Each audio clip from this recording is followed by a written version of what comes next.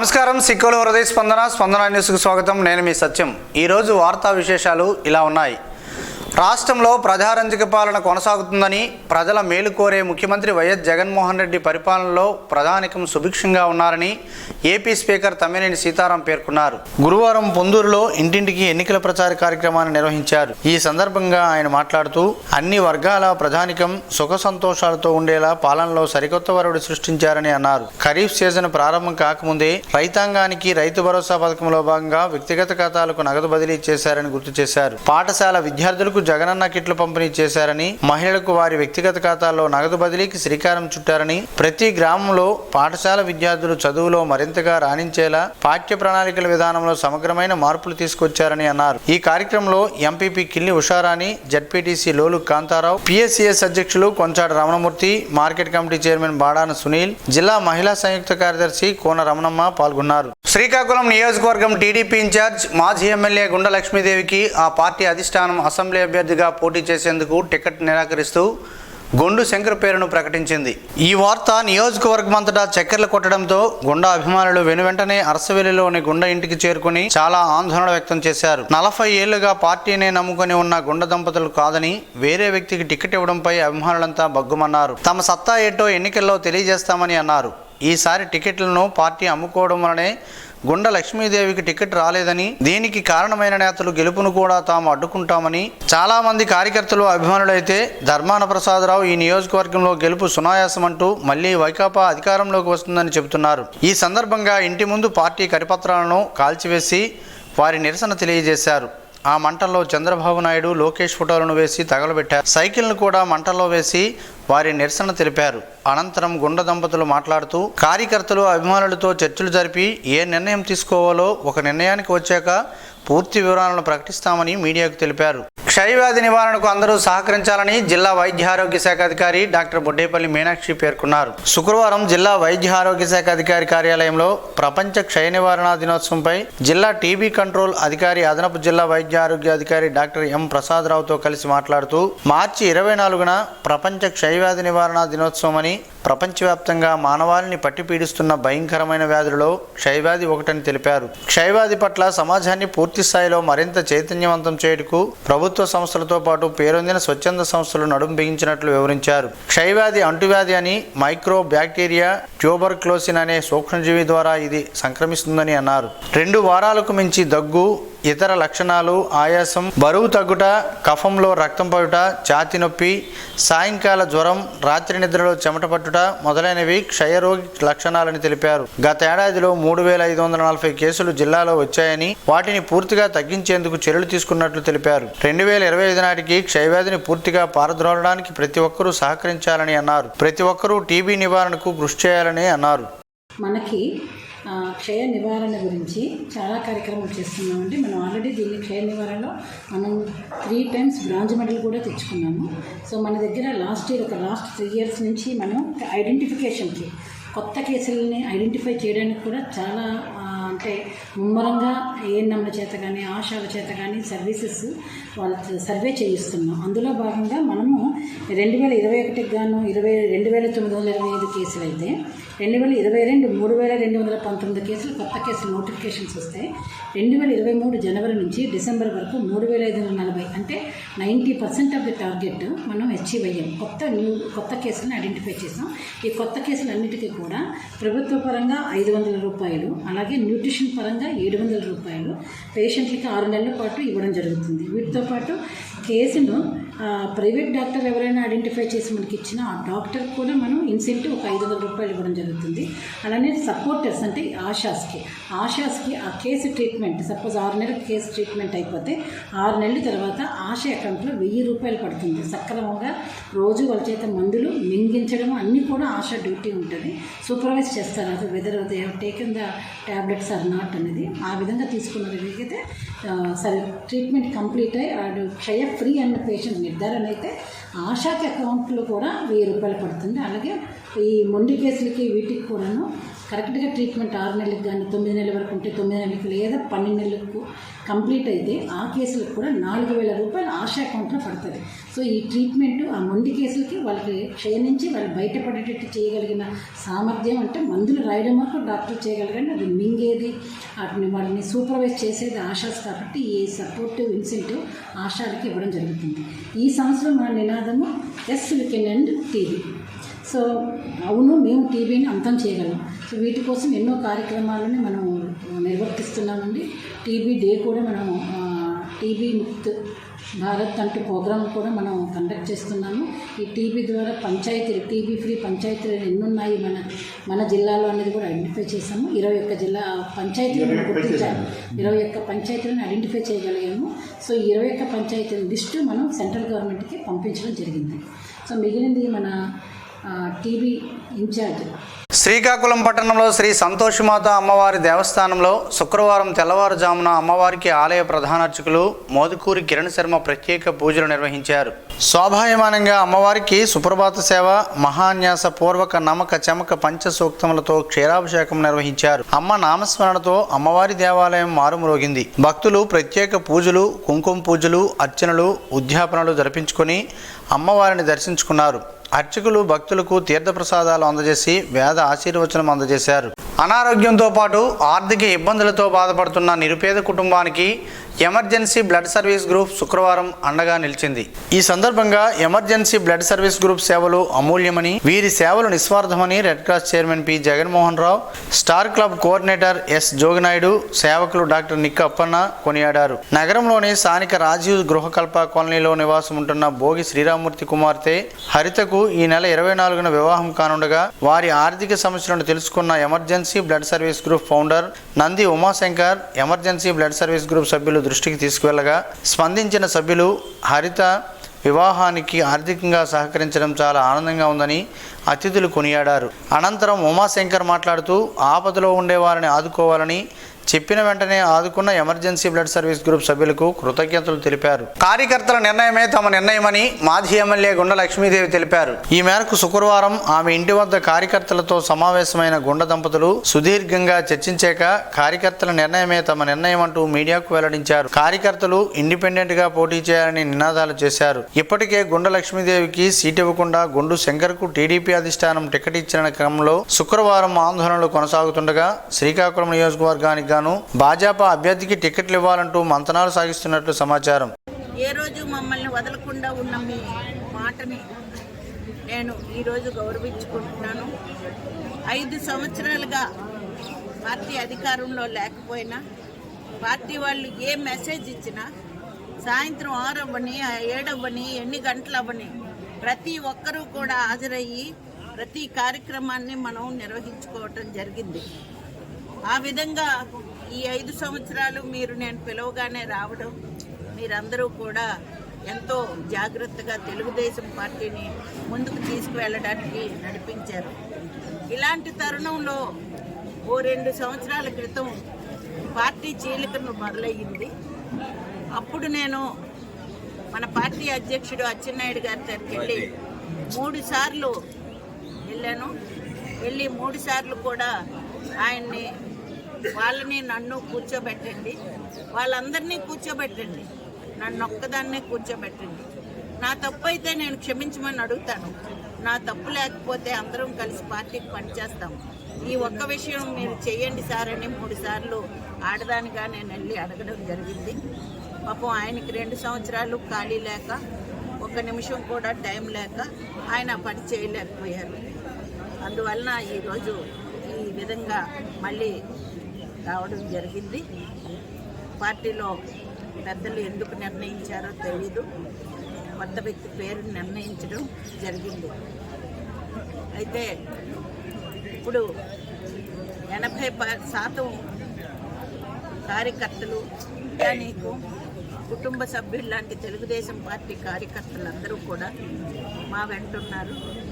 వారందరూ ఒకటే కోరుకుంటున్నారు, ఇండిపెండెంట్గా వేస్తే మనం గెలుస్తామని. గెలుపు ఓటములు పక్కన పెట్టిన కార్యకర్తల మనోభావాల మేరకు వాళ్ళు ఏం చెప్తే అదే చేస్తారు.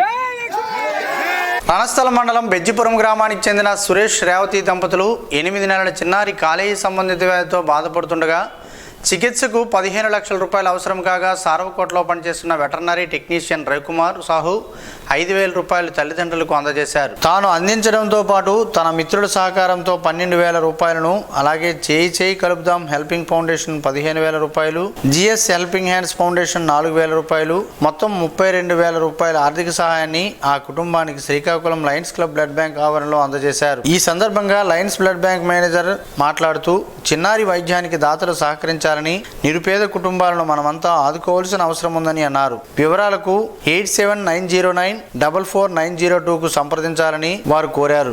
సిజర్ అంశంపై సిఎస్ డీజీపీలతో భారత ఎన్నికల సంఘం అధికారులు ఏప్రిల్ 3వ తేదీన సమీక్ష నిర్వహించిన నేపథ్యంలో ఎలక్ట్రానిక్ సిజర్స్ మేనేజ్మెంట్ సిస్టమ్ వినియోగాన్ని విస్తృత స్థాయిలో మెరుగుపరచాలని రాష్ట్ర ప్రధాన ఎన్నికల అధికారి ముఖేష్ కుమార్ మీనా జిల్లా ఎన్నికల అధికారులను ఆదేశించారు. శుక్రవారం రాష్ట్ర సచివాలయం నుండి ఆయన అన్ని జిల్లాల ఎన్నికల అధికారులతో వీడియో కాన్ఫరెన్స్ నిర్వహించి రాష్ట్ర వ్యాప్తంగా ఎన్నికల ప్రవర్తనా నియమాల అమలు తీరును సమీక్షించారు. ఈ సందర్భంగా ఆయన మాట్లాడుతూ సీజర్స్ అంశంపై ఎన్ఫోర్స్మెంట్ ఏజెన్సీలను అప్రమత్తం చేయాలని, జిల్లా పరిధిలోనే కాకుండా సరిహద్దు ప్రాంతాల్లో కూడా నిఘాను పటిష్టపరచాలని అన్నారు. ప్రతి సరిహద్దు చెక్ పోస్ట్ వద్ద కనీసం ఒక కెమెరాతో స్టాటిక్ సర్వేలెన్స్ టీంలను ఉంచాలని అన్నారు. భారత ఎన్నికల సంఘం జారీ చేసిన తాజా మార్గదర్శకాల ప్రకారం దాదాపు 33 నిత్యావసర శాఖల ఉద్యోగులకు పోస్టల్ బ్యాలెట్ సౌకర్యాన్ని కల్పించడం జరిగిందని అన్నారు. వీటిలో ముఖ్యంగా పోలీస్, విద్యుత్, రవాణా, పోస్టల్ తదితర శాఖలు ఉన్నట్లు ఆయన తెలిపారు. ఎన్నికల విధుల్లో పాల్గొనే మీడియా ప్రతినిధులతో పాటు ఆయా శాఖల ఉద్యోగులకు వారి విజ్ఞప్తి మేరకు పోస్టల్ బ్యాలెట్ సౌకర్యాన్ని కల్పించాలని ఆదేశించారు. ఈ వీడియో కాన్ఫరెన్స్ లో జిల్లా నుంచి collector Manazir Jilani Suman, joint collector M Naveen, Tekkali sub collector Noorur Kumar, సహాయ కలెక్టర్ రాఘవేంద్ర మీనా, జిల్లా రెవెన్యూ అధికారి M Ganapathirao, RDO CH Rangaiah, DRDA PD Kiran Kumar తదితరులు హాజరయ్యారు. శ్రీకాకుళం జిల్లాలో బూర్జ పోలీస్ స్టేషన్లో కానిస్టేబుల్గా విధులు నిర్వర్తిస్తూ ఇటీవల రోడ్డు ప్రమాదంలో మరణించిన కె సురేష్ కుటుంబానికి మంజూరైన అడిషనల్ కార్పస్ ఫండ్ను ₹1,00,000 నగదు చెక్కును జిల్లా ఎస్పీ చేతుల మీదుగా మృతుడి సతీమణి కె శిరీష కుటుంబ సభ్యులకు శుక్రవారం జిల్లా పోలీస్ కార్యాలయంలో అందజేశారు. ఈ సందర్భంగా ఎస్పీ మాట్లాడుతూ సురేష్ మరణం చాలా బాధాకరమని, బాధిత పోలీస్ కుటుంబాలకు జిల్లా పోలీస్ శాఖ ఎప్పుడూ అండగా ఉంటుందని తెలిపారు. ఏ సహాయం కావాలన్నా ఫోన్ ద్వారా గానీ లేదా స్వయంగా జిల్లా పోలీస్ కార్యాలయంలో సంప్రదించాలని జిల్లా ఎస్పీ భరోసా కల్పించారు. రావాల్సిన మిగిలిన ఆర్థిక ప్రయోజనాలు త్వరితగతిన వచ్చేటట్లు చర్యలు తీసుకోవాలని కార్యాలయ సిబ్బందిని ఎస్పీ ఆదేశించారు.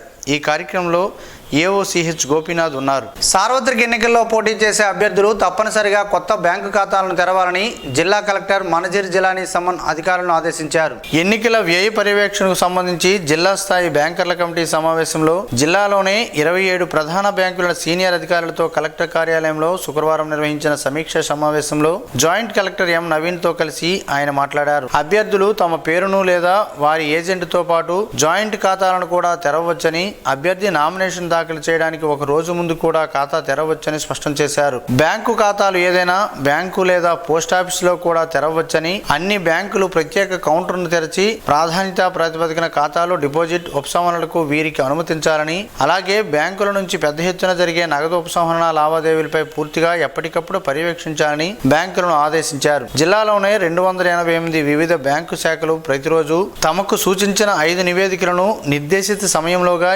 ఈమెయిల్ ద్వారా చేరవేయాలని స్పష్టం చేశారు. ఏదైనా అనుమానాస్పద లావాదేవీలు జరిగితే బ్యాంకులు జిల్లా ఎన్నికల అధికారికి సమాచారం ఇవ్వాలని, 10 లక్షల కంటే ఎక్కువ విత్డ్రా అయితే అన్ని బ్యాంకులు డిఈఓకు సమాచారం ఇవ్వాల్సి ఉంటుందని, తదుపరి అవసరమైన చర్యల కోసం తాము ఆదాయ పన్ను శాఖకు సమాచారాన్ని పంపిస్తామని స్పష్టం చేశారు. ఈ సమావేశంలో జిల్లా రెవెన్యూ అధికారి ఎం గణపతిరావు, లీడ్ బ్యాంక్ జిల్లా manager M Suryakiran, Union Bank of India regional manager MV Tilak, DCCB CEO Varaprasad తదితరులు హాజరయ్యారు. శ్రీకాకుళం జిల్లా కేంద్రానికి విచ్చేసిన APSRTC vice chairman MD CHD తిరుమలరావును ఎస్పీ జిఆర్ రాధిక శుక్రవారం మర్యాదపూర్వకంగా కలుసుకున్నారు. శ్రీకాకుళం జిల్లాకు విచ్చేసిన సందర్భంగా శుక్రవారం ఉదయం జిల్లా పోలీస్ కార్యాలయంలో ఆయనను జిల్లా ఎస్పీ రాధిక పుష్పగుచ్చాన్ని అందజేసి ఘనంగా ఆహ్వానించారు. ఎన్నికల ప్రవర్తనా నియమావళిని ఖచ్చితంగా అమలు చేయాలని, కోడ్ ఉల్లంఘనలపై దృష్టి సారించి కేసులు నమోదు చేయాలని జిల్లా ఎన్నికల అధికారి మణజిర్ జిలానీ సమన్ అధికారులను ఆదేశించారు. విధుల్లో నిర్లక్ష్యం ప్రదర్శించే అధికారులు సిబ్బందిపై చర్యలు తీసుకుంటామని హెచ్చరించారు. నోడల్ అధికారులు, రిటర్నింగ్ అధికారులు, ఎంసీసీ అమలు బృందాలతో జిల్లా కలెక్టర్ కార్యాలయంలో శుక్రవారం జరిగిన సమావేశంలో ఆయన మాట్లాడారు. క్షేత్రస్థాయిలో కోడ్ ఉల్లంఘన సంఘటనలకు స్థానిక అధికారులే బాధ్యత వహించాల్సి ఉంటుందని స్పష్టం చేశారు. ఎంసీసీ ఎన్నికలకు సంబంధించిన అన్ని రకాల బృందాలు సంబంధిత ఆర్ఓ క్రిందనే పనిచేయాల్సి ఉంటుందని తెలిపారు. ఎన్నికలకు సంబంధించి సువిధ వెబ్సైట్ యాప్ల ద్వారా మాత్రమే అనుమతులు జారీ చేయాలని, అసెంబ్లీ నియోజకవర్గ పరిధిలో సుమారు 19 రకాల అనుమతులను జారీ చేస్తారని, ఆయా రాజకీయ పార్టీలు, పోటీ చేసే అభ్యర్థులు ఈ అవకాశాన్ని ఆన్లైన్ ద్వారా వినియోగించుకోవాలని తెలిపారు. ఈ సమావేశంలో joint collector M Naveen, Tekkali sub collector Noorur Kumar, సహాయ కలెక్టర్ రాఘవేంద్ర మీనా, జిల్లా రెవెన్యూ అధికారి M Ganapathirao, RDO CH Rangaiah, DRDA PD Kiran Kumar, ICDS PD B Shantisri, GST assistant commissioner Rani Mohan తదితరులు హాజరయ్యారు. ప్రత్యక్ష దైవం ఆరోగ్య ప్రదాత శ్రీ సూర్యనారాయణ స్వామి వారిని శుక్రవారం ఆంధ్రప్రదేశ్ రాష్ట్ర ప్రభుత్వ సాంఘిక సంక్షేమ శాఖ సెక్రటరీ కె హర్షవర్ధన్ దర్శించుకున్నారు. వారికి ఆలయ ప్రధాన అర్చకులు ఇప్పిలి శంకర్ శర్మ ఘనంగా స్వాగతం పలికారు. తదుపరి ఆలయ అర్చకులు వేద మంత్రాలతో ఆశీర్వదించారు. ఈ సందర్భంగా వారికి శ్రీ స్వామివారి జ్ఞాపికను ఆలయ జూనియర్ అసిస్టెంట్ బిఎస్ చక్రవర్తి అందజేశారు. APSRTC outsourcing employees association నాయకులు శుక్రవారం శ్రీకాకుళం జిల్లా కేంద్రానికి విచ్చేసిన ఆర్టీసీ ఎండీని మర్యాదపూర్వకంగా కలుసుకున్నారు. ఈ సందర్భంగా ఆయనకు యూనియన్ నాయకులు వినతిపత్రం అందజేశారు. ఏపీఎస్ఆర్టీసీలో దాదాపు 7,300 మంది అవుట్ సోర్సింగ్ విధానంలో కార్మికులు పనిచేస్తున్నారని, వీరికి సరైన వేతనాలు గాని సమయానికి పీఎఫ్, ఈఎస్ఐలు అందడం లేదని వివరించారు. వారందరికీ న్యాయం చేయాలని విజ్ఞప్తి చేశారు. అలాగే ప్రభుత్వం ఏర్పాటు చేసిన తర్వాత అవుట్ సోర్సింగ్ ఉద్యోగులను అప్కాస్ లో చేర్చమని కోరగా ఎండీ సానుకూలంగా స్పందిస్తూ తప్పకుండా న్యాయం జరిగేలా చొరవ చూపుతామని తెలిపారు. ఈ కార్యక్రమంలో employees union state president S V Ramana, రాష్ట్ర కార్యదర్శి P Nanaji Sharma, Baburao, APSRTC outsourcing employees association రాష్ట్ర అధ్యక్షులు టి ముత్యాలరావు, జిల్లా అధ్యక్షుడు D Kiran Kumar, deputy secretary R Krishnarao, జిల్లా treasury Rana Naveen Kumar, M Anil Kumar, P Madhusudan Rao, Hari తదితరులు ఉన్నారు. చిరుధాన్యాలలో ఒకటైన కొర్రలతో పలు ఆరోగ్య ప్రయోజనాలు ఉన్నాయని పలువురు ఆరోగ్య నిపుణులు చెబుతున్నారు. ఆ వివరాలేంటో ఈ రోజు ప్రసారమయ్యే ఆరోగ్యమే మహాభాగ్యంలో తెలుసుకుందాం.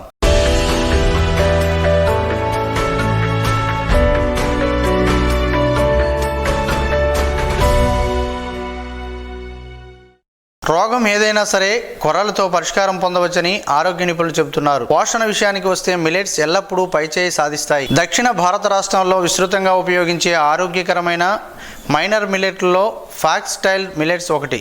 వీటినే కొర్రలు అని పిలుస్తారు. కొందరు అండకొర్రలు అంటారు. ఆరోగ్యంగా ఉండాలనే ఉద్దేశంతో పాశ్చాత్య దేశాలలోనూ మిలెట్లు తినడాన్ని ఇష్టపడుతున్నారు. వీటిని సూపర్ ఫుడ్గా చెబుతారు. అనేక రకాల వ్యాధులను తగ్గించడంతో పాటు నిరోధక శక్తిని పెంచడానికి ఈ మిలెట్స్ ఎంతగానో ఉపయోగపడతాయి. కొర్రలను తినడం వల్ల నాడీ మండల వ్యవస్థ ఆరోగ్యం మెరుగుపడుతుంది. ప్రస్తుతం చిన్నారుల నుంచి పెద్దల వరకు అనేక మందికి నాడీ సంబంధ వ్యాధులు వస్తున్నాయి. అవి రాకుండా ఉండాలంటే రోజు కొర్రలను తినాలి. అల్జీమర్స్ ఉన్నవారు కొర్రలను తినడం వల్ల ఫలితం ఉంటుంది. కొర్రలలో అనేక రకాల బి విటమిన్లు ఉంటాయి. ఇవి మెదడు పనితీరును మెరుగుపరుస్తాయి, మెదడును యాక్టివ్గా ఉంచుతాయి, మెదడు అభివృద్ధికి సహాయపడతాయి, మెదడుకు ఆక్సిజన్ సరఫరాను పెంచుతాయి. దీంతో జ్ఞాపక శక్తి, ఏకాగ్రత పెరుగుతాయి. కొర్రలతో ఐరన్, కాల్షియం సమృద్ధిగా ఉంటాయి. అందువల్ల వీటిని తింటుంటే కండరాలు ఆరోగ్యంగా ఉంటాయి. కండరాలకు ఆక్సిజన్ సరిగ్గా అందుతుంది. కొర్రల్లో ఉండే ఐరన్ రక్తహీనత సమస్యను తగ్గిస్తుంది. వీటిలోని కాల్షియం ఎముకలను దృఢంగా, ఆరోగ్యంగా ఉంచుతుంది. కొర్రల్లో ఉండే విటమిన్ B1 గుండెను ఆరోగ్యంగా ఉంచుతుంది. గుండె జబ్బులు రాకుండా చూస్తుంది కూడా. గుండె జబ్బులు ఉన్నవారు కొర్రలను తింటుంటే తీవ్రమైన అనారోగ్య సమస్యలు రాకుండా ఉంటాయి. డయాబెటీస్ ఉన్నవారికి కొర్రలు చక్కని ఆహారం. వీటిని దోశ, ఇడ్లీ, ఉప్మా, అన్నంలా వండుకొని తినవచ్చు. దీంతో షుగర్ లెవెల్స్ తగ్గుతాయి. డయాబెటీస్ అదుపులో ఉంటుంది కూడా. కొలెస్ట్రాల్ అధికంగా ఉన్నవారు రోజు కొర్రలను తింటుంటే కొలెస్ట్రాల్ లెవెల్స్ తగ్గుతాయి. దీంతో హార్ట్ అటాకులు రాకుండా చూసుకోవచ్చు. మలబద్ధకం సమస్య ఉన్నవారు రోజు కొర్రలను తింటుంటే ఫలితం ఉంటుంది. అలాగే జీర్ణ సమస్యలు కూడా తగ్గుతాయి. అధిక బరువును తగ్గించుకోవచ్చు. కొర్రలను తినడం వల్ల రోగనిరోధక శక్తి పెరుగుతుంది. వ్యాధులు, ఇన్ఫెక్షన్లు రాకుండా చూసుకోవచ్చు.